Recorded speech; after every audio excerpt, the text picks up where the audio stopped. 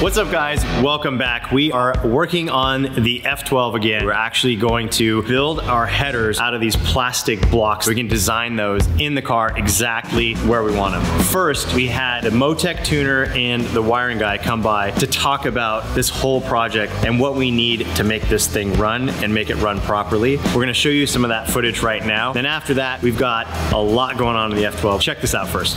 Is somebody building the engine, or is it gonna be a stock one? No, we're building it. Okay. So we just got pistons and rods for it. We've actually plugged up all of the DFI ports. DI. So we'll go to port injection. We're gonna have somebody make. That's cake. Yeah, we're gonna have somebody make a billet manifold. Okay. So we can get proper injector placement. Are you keeping the variable cam stuff in, or are you locking that out? Yeah, we want to keep that in. Okay. Yeah, because it's gonna be a twin turbo setup. Oh, no kidding. Yeah.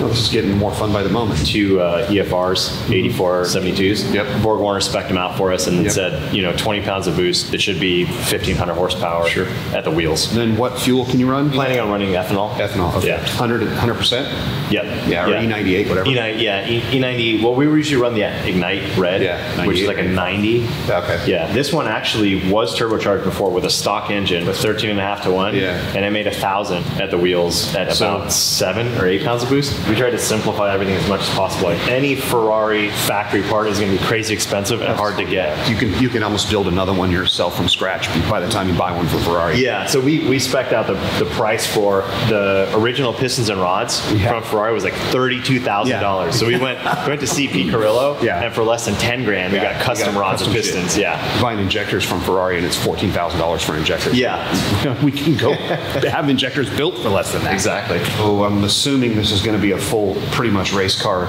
build. He's building the harness for the whole car. Exactly. PDMs, dashes. Yep. Yeah. Probably. Else. I'm thinking 2 PDMs. Yeah, I would guess with the amount of stuff we've got. 2 PDM 30s, M150, probably a 888 if we're going to measure some EGT stuff. We'll end up with, I don't know how big a dash. Do you want a 12-inch dash? Probably like a 7-inch. C127. Yeah, 7-inch, right. Yeah. Okay. And I'm guessing do just about everything we need to with a single 15-way keypad. Yep, I think so. We can always stick another one in there. Yeah. So there's a couple things I want to add that we'll talk about off camera because we've got some ideas. Secrecy. Yeah. Going to not put it on the edge. Yeah, exactly. To make the power. It's got to spin the tire, and it'll that with half the power you can actually make. Yeah. So there's no need in my mind to try and make it make the absolute most power it could possibly make, other than for a dyno video. Yeah. Right, one time, which you can sneak up on, and I don't think you're going to kill it. Yep. So I really think you're going to have it detuned and calm enough and safe enough, not require knock control to keep it alive. Yeah, exactly. Like this thing at 1,200 horsepower would be absolutely insane, and it'd probably be faster at 1,200 than it will be at 1,500. Yeah, because it'll just spin even more. Yeah, just real simple. It really is simple. Cam crank, coils, injectors, and the 2 cams on each side. So. Yeah. You do nitrous or no? I don't know if we really need it. If we're gonna gain anything. Man, I wouldn't on nitrous if you didn't have to. Yeah, we want to be testing in January. That'll be hard harness-wise, I think. I mean, he's got to build it, but I don't think it'll be hard to get the hardware. But I think it'll be hard to have the harness done by then. Yeah. He's the one that's got to build it. He knows more than I do, but he's got it. What part of January? The end? Ideally, like mid-January. You are fucking for it. Again, the hardware, assuming it's all in stock, that won't be a problem. None of that's a problem, not for me. Yep. Other than the fact that you have PRI, Christmas, New Year's, and all that happening. Yeah. You've got like 5.5 weeks to get it done, and 3.5 of them no one's working for. Where's the battery live? Right back there. In that hole. Yeah. Off of this panel. Yep. And coming up. Yep. And so that'll be all blocked off. Yeah, we've always done ECU and PDM on the plate under the dash here. Talking 2 888s too? It's going to have to be 2 888s to be able to get the EGTs, unless AAAs are going to be in the engine compartment, right? You don't have to be. No, they're going to be in here. Oh, okay. So one thing we could do, since we have so much I/O, is use a 888 that gives us 8 and use 4 thermocouple amps to do the remaining 4. That way we don't need 2 888s. I don't think we do the Alamo Chromo because I don't do shit on most of them anymore. That saves $1,000. Look, we're not trying to figure out the absolute exhaust gas temp. We just want to know when one doesn't run. When it's got a miss. Cylinder do we do? You know what I'm talking about? The Alamo Chromo? No, I've never used that. There's DTM terminals.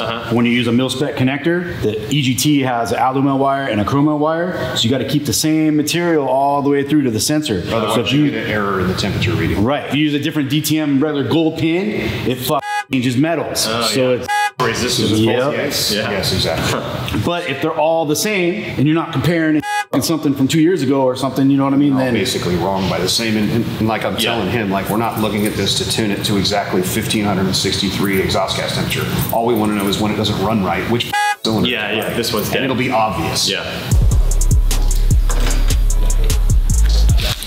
Talk about. Yeah. we already have Motec. Just change the pins, make it I know, right? Harness is done. Yep. Yep. There you go. It's like so much more than we need. Yeah. But there's all the connectors you want. Yeah. And I can go backwards for those cam and crank sensors and figure out the pin out, because that's going to be the next gray area. Yep. Yeah. Yeah, we're totally down, like, you know, use whatever you need from this harness, chop it up. Basically, Greg is gonna do the wiring for us on this car, the full mil-spec wiring harness, and Shane is a Motec tuner, so he's gonna take care of all of that. We had a really, really good conversation. Broke down everything that we needed on the car and how we want it all to run. All the wiring, we want it to be as clean as possible, so how we're gonna kind of tuck the harness in, make it look like there almost isn't any wiring in the car, so I think that's gonna come out really good. So it'll be kind of headers, exhaust, all that stuff, turbos, those will be like the centerpiece, and you're not gonna see a bunch of wires everywhere. So we got that dialed in. They took down a bunch of notes. They're gonna go and put together a quote for us, and hopefully they can meet our timeline to get this thing running in January and hopefully testing by mid-January. That's my goal. It's a lot more work that we have to do to it. They have a ton of work now they're gonna have to do on their ends to get this thing running as well. We gotta set goals. It's the only way you're gonna meet your goals if you set them. And then we also went into detail about sensors. We're trying to use same sensor for a lot of different applications like oil pressure, water pressure, if we do an exhaust pressure, crankcase pressure. So if we can have the same sensor that's used in 5 different places, then we can have one spare and not have to have a different spare sensor for every single one of these items. And also talked about the fueling on this car. How much fuel are we gonna need? What size injectors? If we go too small in the injector, we're gonna have to crank the fuel pressure up, which puts a lot of load on the fuel pumps and could kill the fuel pumps. You also lose a lot of fuel flow from the pumps at the higher pressure goes. Fuel pumps will actually have a fuel pressure to flow map. And after it gets past 50, 60, 70 PSI, you'll make the pressure, but you're gonna drop a ton of flow. So you're not gonna get the volume of fuel that you need. So we went into a lot of detail about all of that stuff. And I think we came up with a good list of parts that we're gonna need. Hopefully they can get all those parts without any delays, because we've had delays with a lot of these products in the past, but I think Motec has ramped up production quite a bit now. I hope we can get it all together, get the harness built, get all these components placed in the car, and get this thing running by our deadline. Really, you know, our goal is to get this thing running in January to be able to go testing, so hopefully we can still meet that goal. Guys, who do you think the coolest people in the world are? Astronauts? They're pretty cool, you know what I think? Race car drivers, and I'm a race car driver. And I wanna show you something really cool from Manscaped. I use it, you guys should too. Manscaped is changing men's grooming forever. This is the Lawnmower 5.0 Ultra. Let me tell you about it. With the Lawnmower 5.0 Ultra, they've taken grooming precision to a whole new level with their next gen dual skin safe blade head, now accompanied by an upgraded trimmer blade and interchangeable foil blade. First, the upgraded trimmer blade features longer, wider, and rounded teeth that cut through hair with ease. But here comes a real showstopper, the foil blade. This foil blade is designed to leave you with a finish that's irresistibly sleek and utterly bare. It's got a lithium-ion battery, 3-level battery indicator. It's got a travel lock, so you don't have a vibrating something in your bag when you're going through TSA at the airport, and it is still waterproof. If you're looking to level up your grooming game in your nose and ear hair and get rid of all that junk, then you need the Performance Package 5.0 that comes with the Weed Whacker 2.0. It's waterproof, it's cordless, and it's rechargeable. And it comes with skin safe technology, so you can get into all those little crevices and you don't have to worry about a thing. So with the Performance Package 5.0, not only do you get the Weed Whacker 2.0, the Lawnmower 5.0 Ultra, but you also get Crop Preserver and Crop Smoother. The Crop Soother, enriched with colloidal oats, shea butter, and cocoa seed butter, pampers your delicate areas. For that added layer of freshness, introduce the Crop Preserver Ball Deodorant to your routine to keep the funk at bay. When you purchase the Performance Package 5.0, not only do you get all of this, you also get the Boxers 2.0 and the Shed 2.0. The Boxers 2.0 are designed for ultimate comfort, and they also have the Jewel Pouch. Wow, they're so soft. And you get the Shed 2.0, which is your command center to keep all of your grooming gear packed away in one handy to carry case. Head over to manscaped.com/DDE to get your hands on the Performance Package 5.0 Ultra today. When you use the promo code DDE, you'll get 20% off plus free international shipping plus 2 free gifts. That's 20% off plus free shipping and 2 free gifts with the promo code DDE at manscaped.com/DDE. Trust me when I say this, fellas, your balls will thank you. Hello? Guys? Now I can work on really the soul of this car. This is a Ferrari, and when I think of Ferrari, I think of the sound. The sound comes first. The body lines are iconic, but without that sound, to me, it just isn't a true Ferrari, especially a V12 Ferrari like this one. So we are working on our absolutely insane header and exhaust system today. We've got a 6-into-1 collector here, and we've actually made a bracket, clamps on, so we've got our V-band flanges here. One of the V-bands is tacked onto this, and we're gonna bolt this into the chassis. So we've made 2 of these that are mirrored. So we have left and right sides that are gonna be identical. Now we have to plumb all 6 on each side of the engine into here and get them all equal length. We wanna make sure that we have them equal length. For a turbo setup, I don't think the power is gonna be really that different with an equal length, but I think it's gonna be the sound. And that's really what we're going for here, because this car will make 1,400 horsepower, 1,500 horsepower, I don't think with any issue, but we want the sound. And we're gonna achieve that with some plastic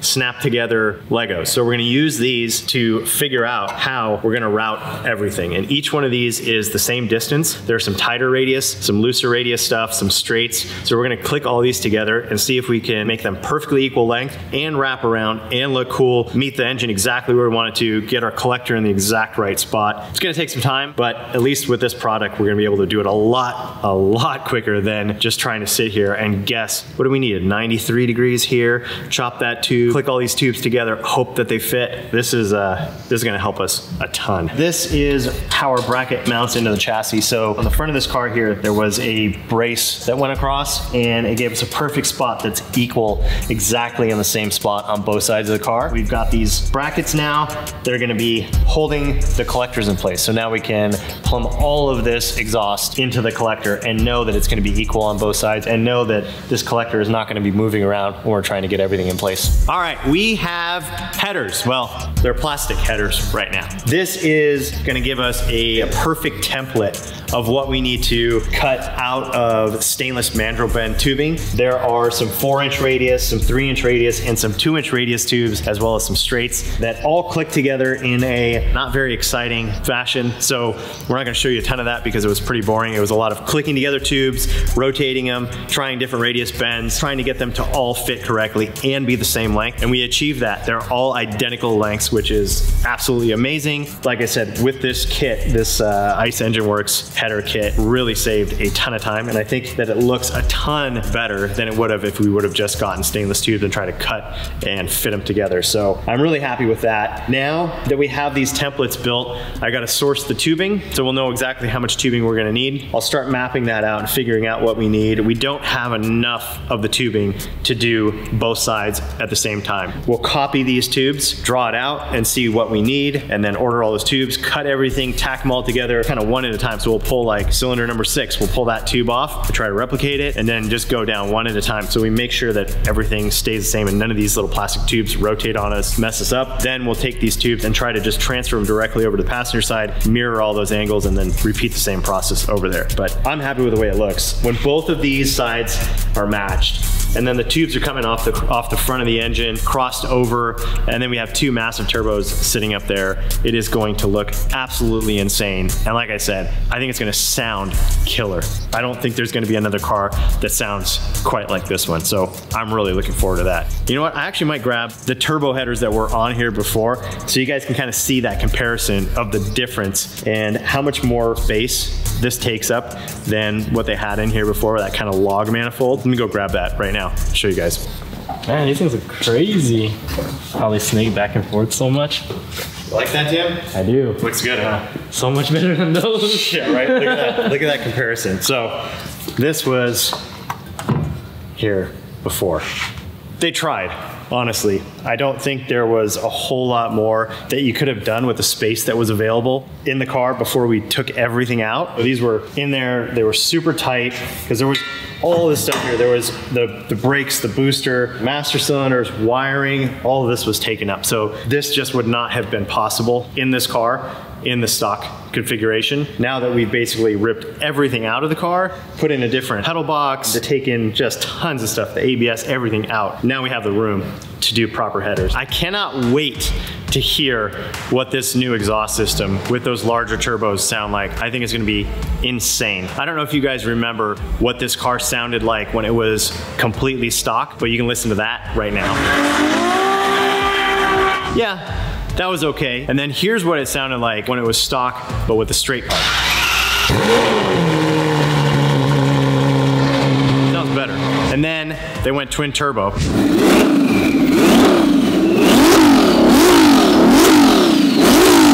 But it was pretty plugged up and it didn't have that V12 scream. It sounded okay, but it's not gonna sound anything like what it's gonna sound like when we're done with it. I wanna keep working on the F12. I wanna get the turbos mounted up and plan out how the whole crossover tube and everything is gonna come together, where the wastegates are gonna go, all that stuff. But I can't do that right now because we have to deal with this 720 front lower bumper splitter part. I don't know if you guys remember the whole 720 ordeal with this body kit. Damon had this custom one-off full carbon wide body, insane looking kit built for the 720. We got that kit. It was supposed to be a complete bolt-on. It did not fit. Fenders were about 3/4 of an inch wider on each side than the bumper. There were gaps, there were lines that weren't straight. Now we've got the 720 that's been sent off to Arizona to Creative Bespoke, and they are going to not keep it exposed carbon because it's just not possible. There's so much bodywork that needs to be done. But unfortunately, when we loaded up all of those parts, we missed one very important part, and that is this piece. It was stuck in the corner somewhere, didn't get seen until I think the day after the 720 left. We can't find anyone to take this over there for us in a reasonable time, so we have to go freight. But to put this thing in a box, to go freight, we need to build a crate for it. So we're gonna have to make a run to Home Depot. We're gonna have to get some plywood, some other wood, some screws, maybe a saw, because we don't have a saw that cuts wood here. This is a big project thrown in the middle of the F12 work. Man, it has been almost a year since the 720 GTR got crashed into. Then it went through this whole process of trying to get the insurance company to take care of it, did a full write-off, gave them the money back, everything. The car sat there, it went to Canada, then it came back down here, then we got all the suspension parts put on it, we got it running again. I still haven't even driven that car. I cannot wait to drive that car. It's crazy to have a car like that that's just down for a year. There's so much money tied up into it. It's such an amazing car, and it's literally like a paperweight right now. It's so important that we get this part over to Creative Bespoke ASAP, because without that, they cannot line everything up. They need to make sure that every single body panel fits perfectly so it looks proper. That's an amazing car, and if you have a crappy fitting body kit, it's just gonna absolutely kill the way the car looks. All right, so we also had to get some sawhorses to properly hold our wood. We do not have sawhorses at the shop because we don't usually do carpentry, but today we are. So sawhorses, and we also need a saw. I need some nails, screws, maybe screws. This is a bit out of our range, huh? It is. Like, hey, what do we need to build a box? I could build you an engine, but I can't build you a box. You want to build a box? There are so many screws to choose from. There's so many different types. It's like, it's an overwhelming amount of screws. I don't do this very often, so if you're a contractor, you do this all the time, don't make fun of me. We're learning here, okay? 3 sheets of wood. I'll build a log cabin today. I'm gonna build a house for a bumper. A bumper house. Bumper. All right, Home Depot mission complete. I hope we got everything we need, and I hope that this doesn't take an entire day for us to build a box.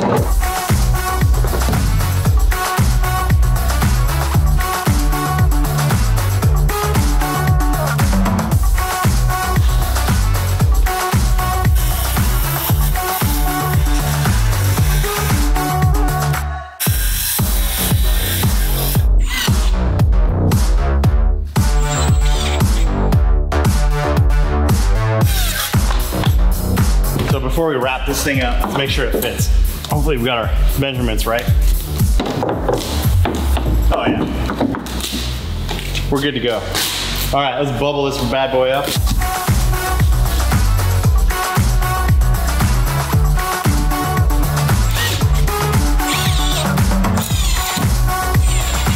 Our box adventure is completed. We've got that front bumper lower part splitter deal boxed up, bubble wrapped, ready to go. Now I have to take some dimensions, weigh it, and find a shipping company who can pick it up. Got to get this thing over there ASAP so we can get that 720 GTR all completed and back here to the HQ so that I can drive it.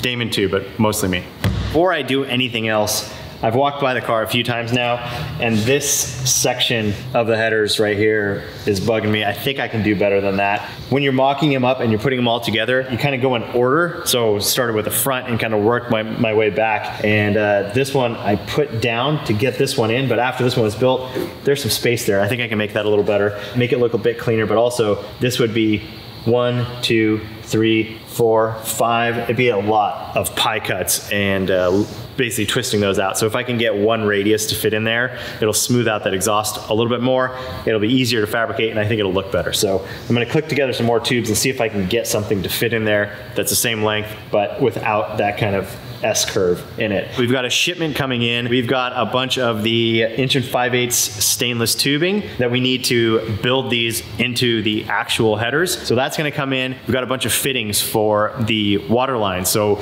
we can plumb the radiator a bit, get the fittings on there, kind of figure out the direction that they're gonna go, figure out exactly where the water pump is gonna go. We can probably mount the water pump, and then we can measure for the lines that we're gonna need, the -20 hoses. If we're gonna do any solid section, basically aluminum tube with fittings on it, I'm not sure. Or we'll just run the -20 hose completely from the engine all the way back soft line. A very easy way to go. Sometimes it works out better like that. Whenever you have hard line and you're connecting these soft lines to it, you gotta make sure that you don't have any strain on it because that could crack, where with a soft line, you don't have to worry about that at all. Depending on how it all fits under the car, we'll figure out the best direction for that. And then after we get all that kind of sorted out, I've also got the tubing coming in for the front X pipe. So basically coming off the collectors, we can come down into the X and then back up to the turbo. So I can figure out exactly where those turbos are gonna sit. We can make a bracket that's gonna hold the turbos in place, and then we can plumb the exhaust into that. I want all the bends to be as open as possible. Whenever you bend a tube, there's it's called a centerline radius, and that's how tight the bend is. So some of these bends are very tight, and it's on a 2-inch centerline radius. So in a U-bent piece of tubing, from the center to the center of the tube would be 2 inches. So that's a very tight bend. Some of these bends are 3-inch radius, and some of them are 4-inch radius. So as much of the 4-inch radius that I can use is basically the goal. The exhaust flows a little better through that. It doesn't get as pinched when it has to make a sharp turn.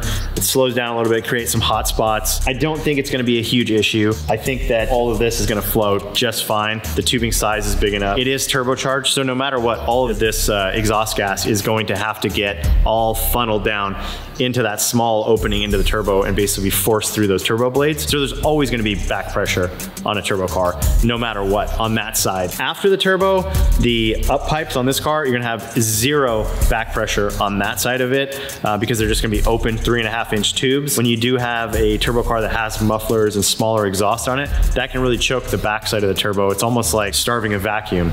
So once you starve the vacuum, it's really hard for it to flow air. The bigger opening it has, basically, the better the turbo can spin on the front side and on the back side. On the header side, the inlet side of the turbo, you're always gonna have back pressure. So I'm not too worried about that, but I do wanna smooth it out, mostly for aesthetics. I think it's just gonna look better. So I'm gonna grab some of these tubes.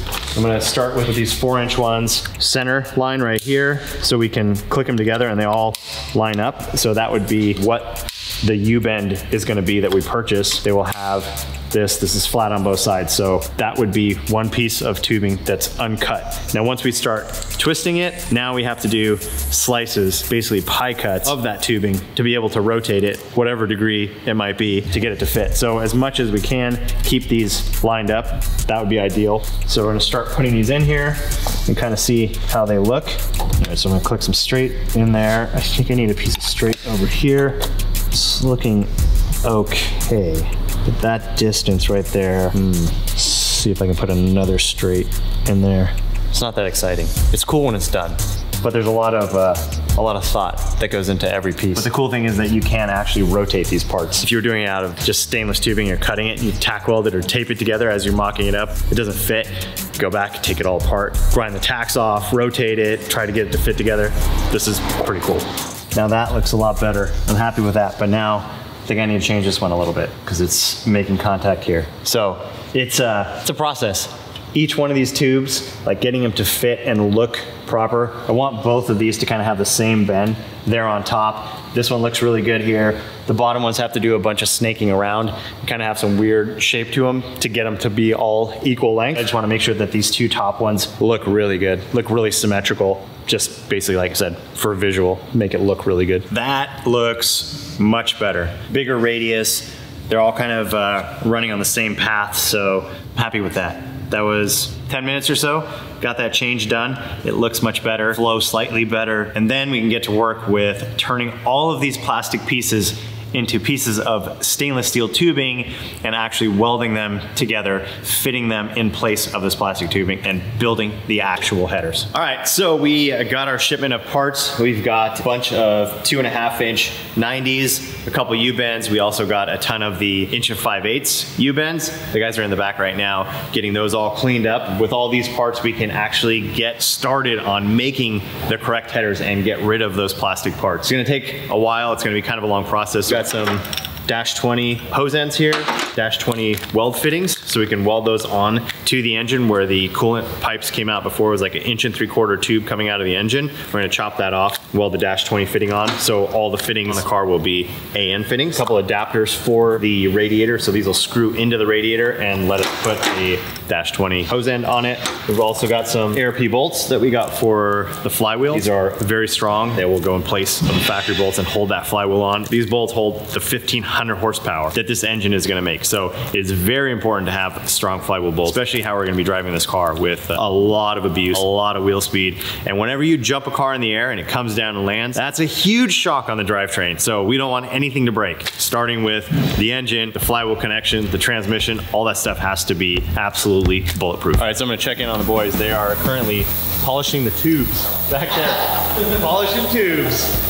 These tubes come with kind of a dull finish on them, some lines in here from the tubing bender actually grabbing the tube and bending it. They're going over it with the Scotch-Brite right now, and then we're dumping them in the ultrasonic cleaner because inside of this tube, there's a bunch of gunk in there. And instead of doing our cuts first and then sitting there and cleaning each little piece of tube, we can get them cleaned before we even make the cuts, so everything will just move along a lot quicker. It's a whole lot easier to hold a bigger tube, right, Sean? Oh yeah. Yep. Yeah. Bigger tubes, the way to go. Big tubes. Instead of 1.5/8, they sent what is that, 1.7/8? Yeah. Yeah. So we don't have the right dies. we can't. It's the same CLR. I know, but it's bigger tubing, so the other tubes are loose on these. Well, But if it's not one thing, it's another. Another day of hardship at the hardship factory. Tim just got his staff of Wisdom. Tell us some wisdom, Tim. the mighty staff. Did you know octopus have 8 legs? That's why they're called I don't think they're legs, but all right, dog. tentacales. So I want to show you guys what the issue is here. So we've got the cutting jig, and they have these dies that are supposed to hold the tubing in place. So this is for a 3-inch center line, but it's for 1.7/8 tubing. This is 1.5/8 tubing. Since this tubing is smaller than what this is made for, it fits loose. And the whole idea with this is that you put this into this cutting jig, that goes on there. You take your bend off of the car, you stick it on here, and you rotate it until you get it lined up where you want this cut to happen. You put this in the bandsaw and you actually put a straight edge over here, a piece of square tube or something that you clamp down, so this will run straight. And then you put your piece of tubing on there, holds it in place, and you make your cut. It's super easy, really quick, it's gonna be precise, but with this thing flopping around, that is not going to work. This is another just stopping point with these headers. We've got the material now, and we have the wrong jigs. We've got some fittings that I can mock up on the radiator and kind of get an idea of if they're gonna work, how they fit. We can start measuring the hose lengths and we can order the hoses and stuff. These are also wrong. In the picture we had, the short side was over here, so this was a lot lower. So these won't work either, so I gotta order more, different style to get those to fit. We're just kind of striking out at the moment. Like I was saying, this is how car builds go. When you're doing something at this level and everything just kind of has to come together, you get one part of this done and then you figure out what you need for the next step. You try to pay extra for overnight shipping and all that, and you still don't get the right part. It is what it is. We can't do anything about that right now. What we can do is figure out where these turbos are going to mount. That's the next step, figuring out where they're gonna sit. It's gonna be somewhere in this area. I don't know exactly where it's gonna be yet, but we need to make a bracket to hold them in place, kind of like we did with these collectors. So we'll find a spot on the car that we can bolt this to, and then we'll probably go off the back of the turbo here and use that exhaust flange. Same thing, tack it onto a plate, that'll hold it in place. Then we can actually take the whole turbo out of it and just use the exhaust housing to fab up to everything. Figure out what bends we need, how they're gonna flow together, get our X-pipe built, figure out where the wastegates are gonna go, because we have to plumb those into the exhaust system as well in those 2.5-inch tubes that are gonna run up here to the bottom of this exhaust housing. We still have more work to do. We can still keep moving forward on this project, just not in the order that we wanted to do it. But keep moving forward, keep getting stuff done. Dude, what the hell is this? Dash 20. Dash 20. That doesn't fit. That doesn't fit. That doesn't fit.